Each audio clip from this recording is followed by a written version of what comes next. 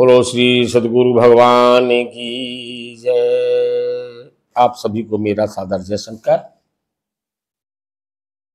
भक्ति गीतों की श्रृंखला में मैंने आपसे वादा किया था कि हम रोज किसी एक संत का एक पद एक भजन लेकर आपके बीच आएंगे। कल मैंने आपको पथिक जी का एक भजन सुनाया था जिसके अर्थ के साथ। आज मैं फिर पथिक जी का ही एक और भजन उठा रहा हूं। चलिए उसको भी सुनते हैं। पथिक जी महाराज के बारे में मैंने कल आपको बताया था, बहुत महान संत थे और उन्होंने बहुत अच्छे अच्छे पद लिखे हैं, बहुत अच्छे अच्छे भजन लिखे हैं, उन्हें अवश्य पढ़ें। पथिक जी का एक प्रमुख जो मुझे बहुत पसंद है संदेश, वो हम आपको सुनाते हैं। हम गुरु संदेश सुनाते हैं, इसको सब कोई क्या जाने। हम गुरु संदेश सुनाते हैं, इसको सब कोई क्या जाने। ये परम लाभ की बातें हैं, इसको सब कोई क्या जाने। हम गुरु संदेश सुनाते हैं, इसको सब कोई क्या जाने।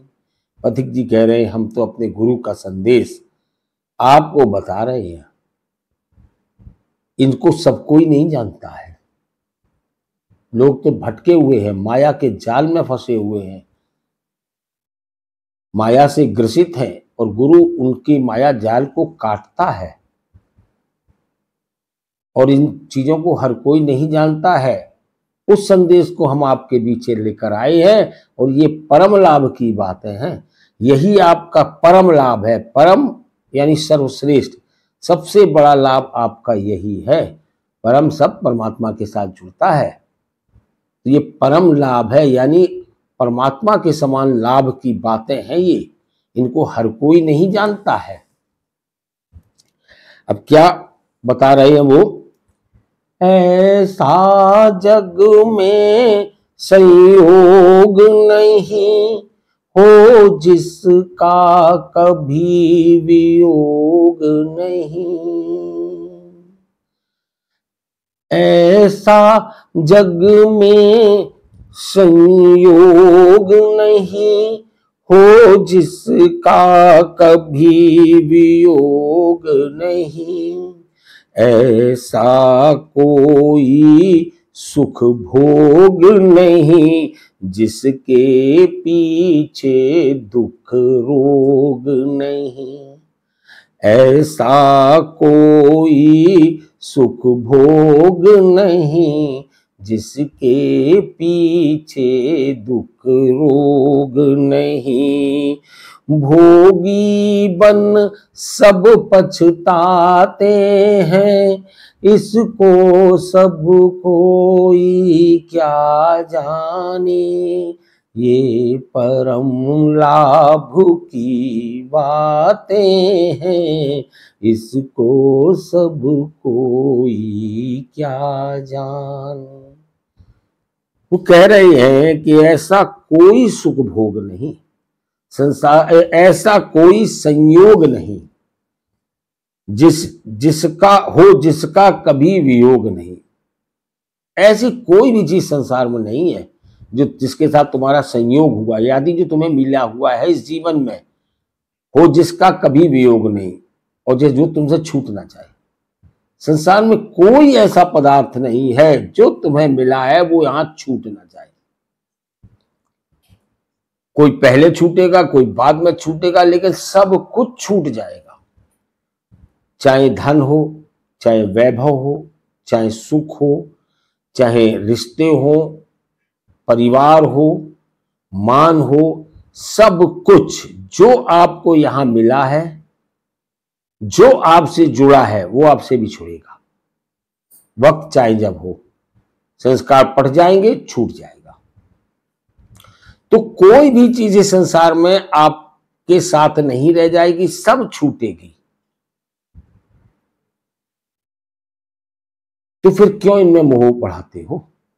जब सब छूट ही जाना है तो फिर मोह किस बात का करते हो? और ऐसा कोई सुख भोग नहीं जिसके पीछे दुख रोग नहीं, और संसार में ऐसा कोई भी सुख और भोग नहीं है जो सुखों के पीछे भाग रहे हो, भोगों के पीछे भाग रहे हो और परमात्मा को भी त्याग रहे हो, जो सदैव तुम्हारे साथ है। परमात्मा से ही एक ऐसा संयोग है जो कभी वियोग जिसका नहीं होता है। वो जन्म जन्मांतर से तुम्हारे साथ चल रहा है और आज भी तुम्हारे साथ है, लेकिन तुम उसकी तरफ पलट कर देखना ही नहीं चाहते हो। वो तो अंतर में है और तुम तो बाहर की दुनिया में रम रहे हो, बाहर की दुनिया के आकर्षण में फंसे हुए, अंदर झांक के देखना ही नहीं चाहते परमात्मा की ओर।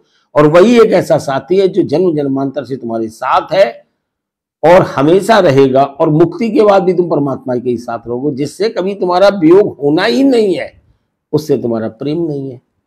और जिससे कोई भी चीज ऐसी है जो हमें छूट जानी, जिससे तुम्हारा वियोग होना ही होना तय है, उससे तुम प्रेम कर रहे हो। यही माया है, यही मोह है। और ऐसा संसार का कोई सुख नहीं है जिसके पीछे दुख ना हो और रोग ना लगा हो। सुख और दुख साथ चलते हैं। सुख आएगा, सुख को प्राप्त करने में दुख उठाना पड़ेगा और भोगने के बाद भी दुख उठाना पड़ेगा। उसके तो प्रारंभ और बाद में दोनों में दुख होता है, हर सुख के। और चाहे जितने भोग हो, ये रोग लेकर आएंगे।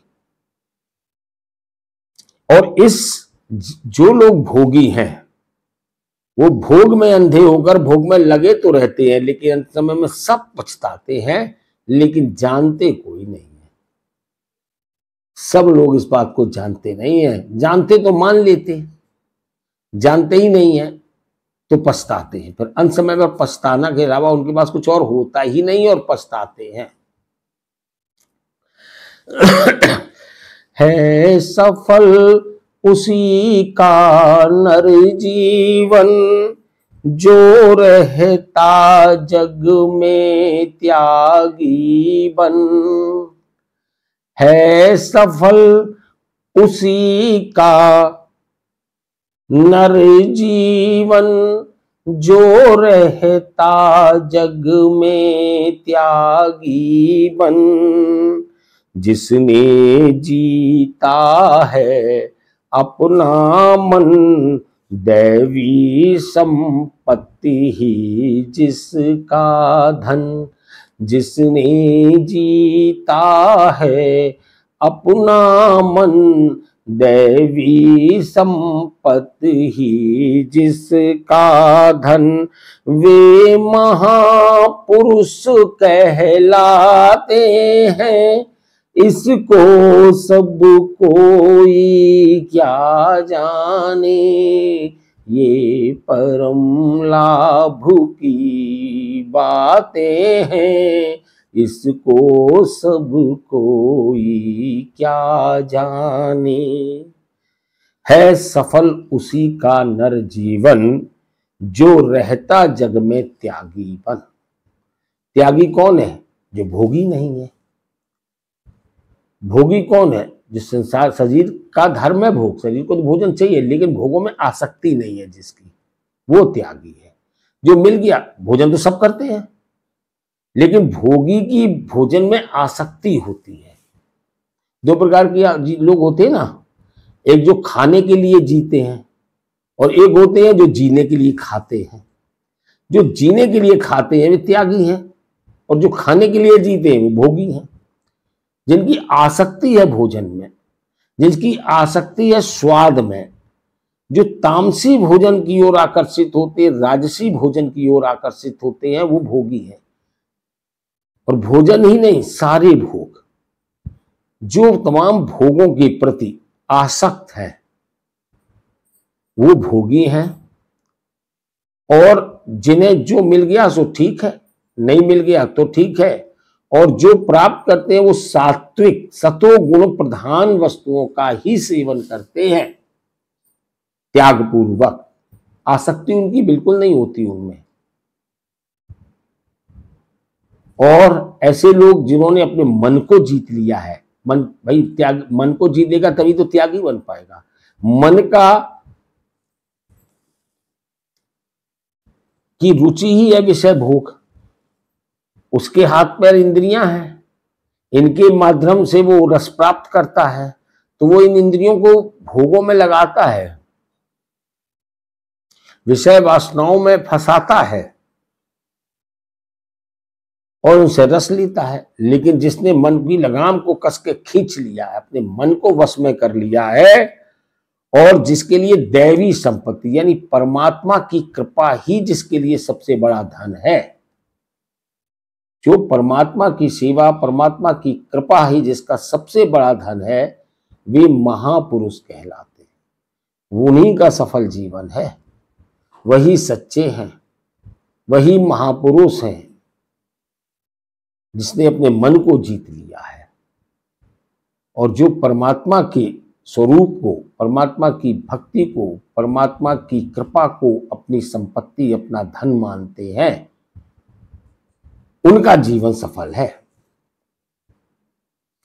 धन पाकर जो दानी न बने, जो सरल निरभिमानी न बने।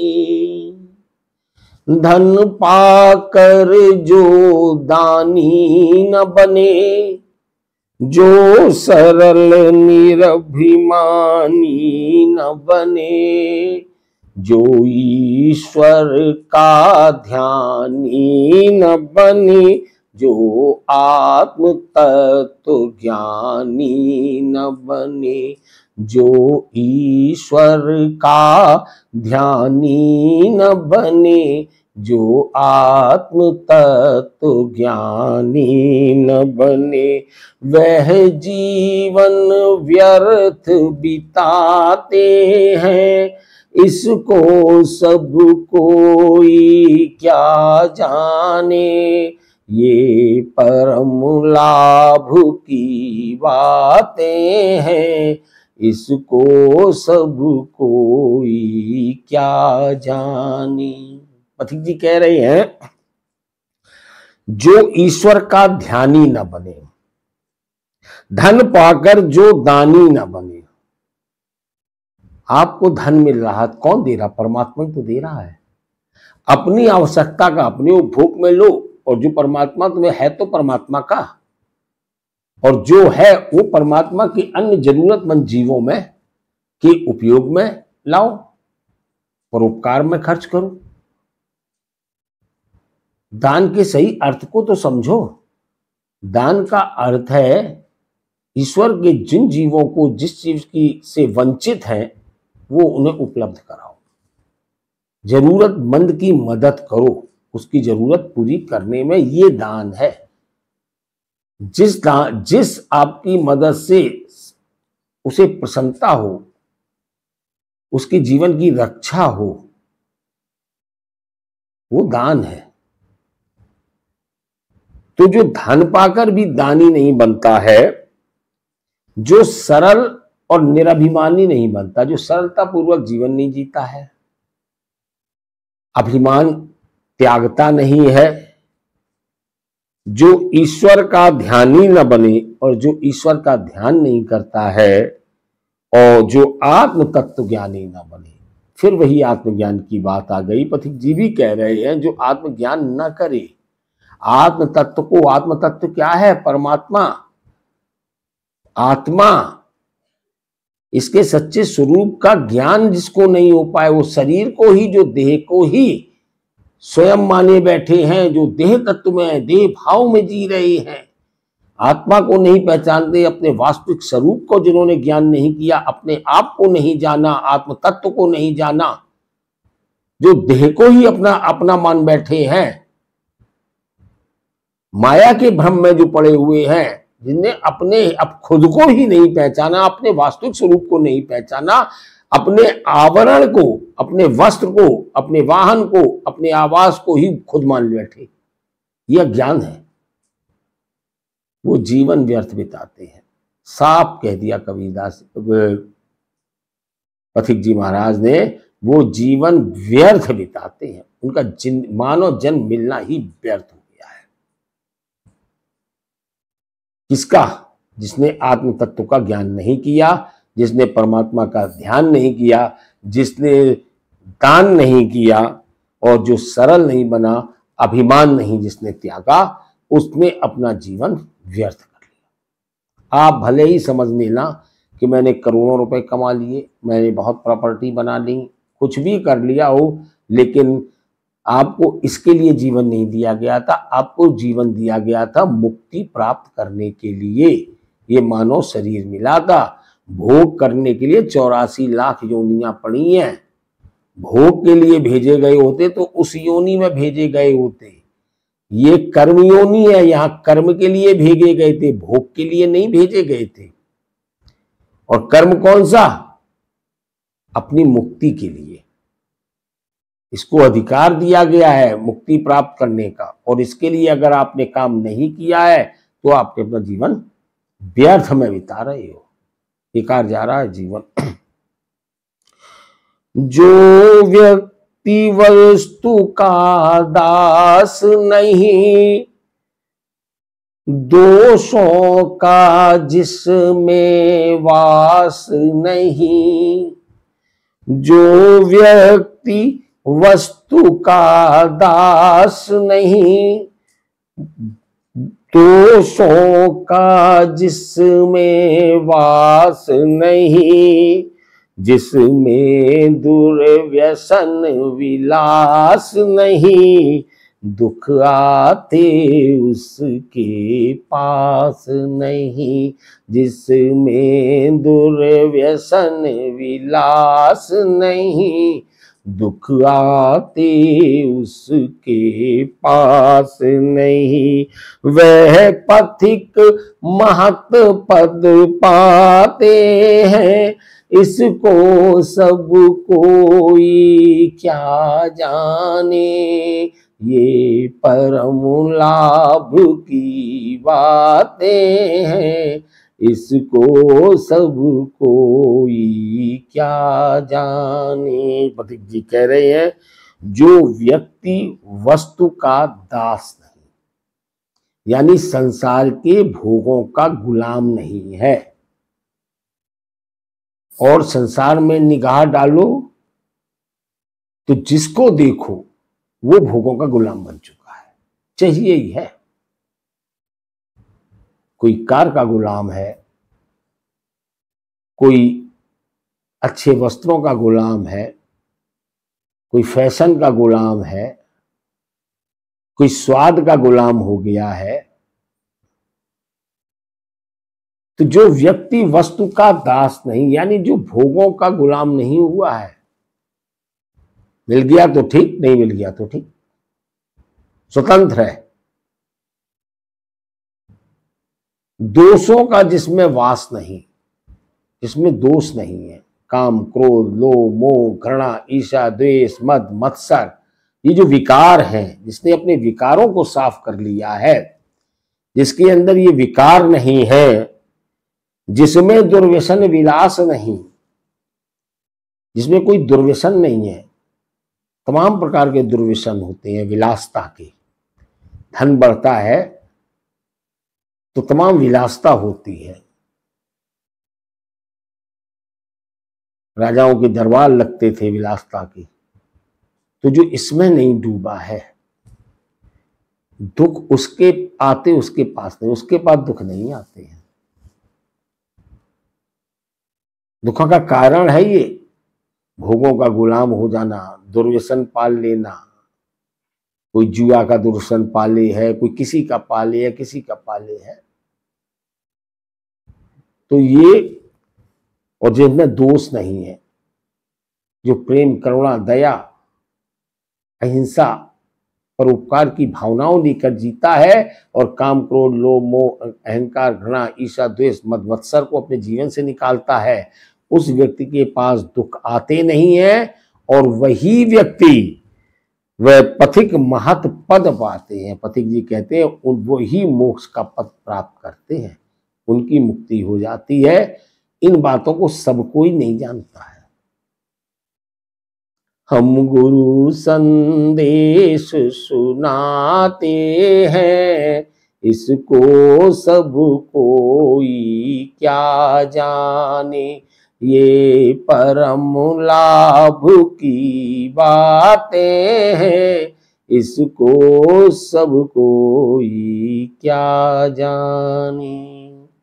पथिक जी को प्रणाम करते हुए आज के लिए बस इतना ही। कल पुनः मिलेंगे रात्रि 8 बजे। जय शंकर की।